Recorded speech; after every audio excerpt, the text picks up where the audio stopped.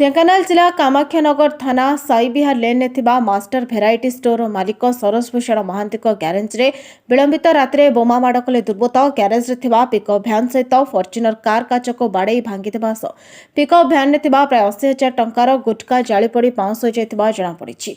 सूचना अनुसार गतकाली विलंबित राति कामाख्यानगर विशिष्ट व्यवसायी सरोज भूषण महांती ग्यारेज करे कौन दुर्बृत्त बोमा माड़ करने सह पेट्रोल ढाली ग्यारेज में पिकअप भ्यान एक दामी फर्च्यूनर गाड़ी को जाली देइछन्ति।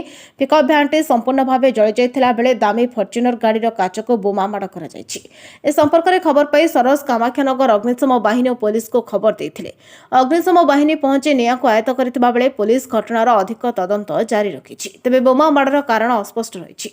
सरोज भूषण महांती कौन कहिए गतकाली घटना कौन कही कहवा कौन तो शोई जो साउंड है बम साउंड है उठिक आसिक देखला गाड़ीटा जलुची जलुकी फायर स्टेशन खबर देलु से आसिक लिभालुभी कले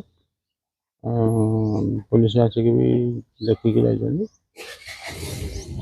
कौन आप सन्देह कर कौन सन्देह क्या सन्देह क्या आमर तो का सागर दुश्मनी ना सन्देह कम क्या। कामाख्यानगर अनिल कुमार नायक रिपोर्ट बहुजन मीडिया।